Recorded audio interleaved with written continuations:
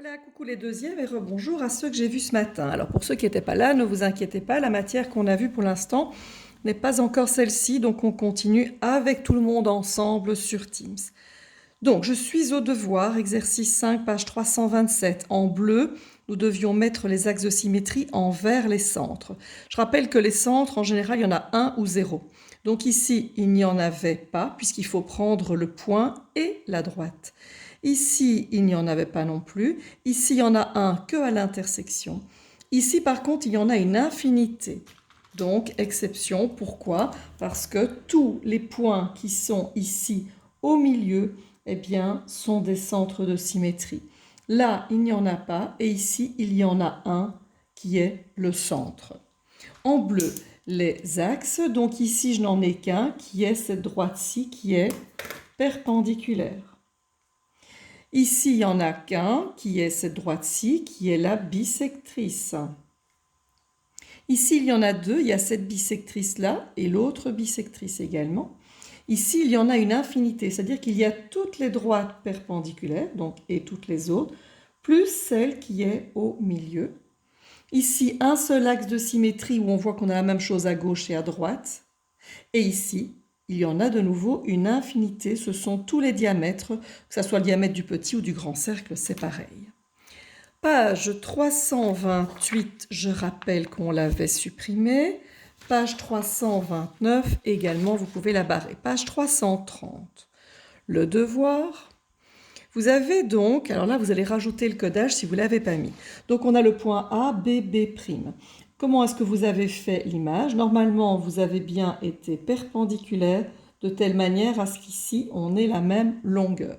On remarque aussi que forcément AB et AB' ont gardé la même longueur. Nous avons donc un triangle isocèle. Ici, pareil, perpendiculaire, les longueurs qui sont les mêmes, mais ces longueurs-ci sont restées les mêmes. Mais comme ils sont tous les deux perpendiculaires, nous avons bien deux côtés parallèles, donc un trapèze isocèle pour les deux côtés.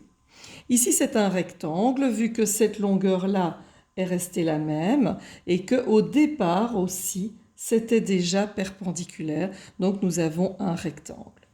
On complète en dessous. Quand on a un triangle isocèle, on remarque qu'il y a un axe de symétrie. Qui est quoi? Qui est la droite D, qui est quoi par rapport à la base? Eh bien, c'est la droite qui est perpendiculaire et qui passe au milieu.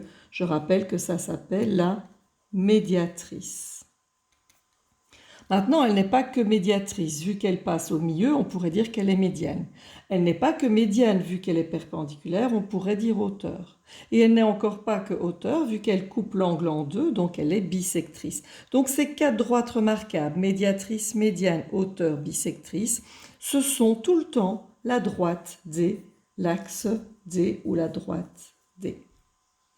Deuxièmement, le trapèze isocèle possède un axe de symétrie qui est quoi par rapport aux deux bases? Même chose, perpendiculaire passe au milieu, perpendiculaire passe au milieu. Donc c'est la médiatrice de chaque base relative aux bases.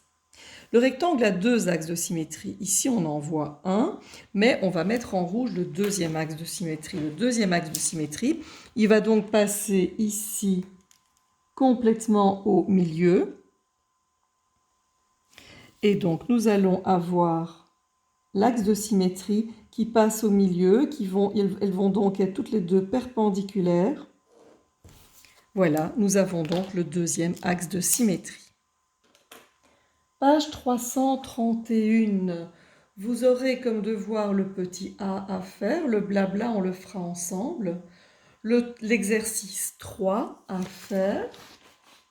Vous pouvez d'ores et déjà barrer l'exercice 4 à la page 332. Et je vous écris les devoirs sur votre mur. Voilà, bon après-midi, à demain tout le monde.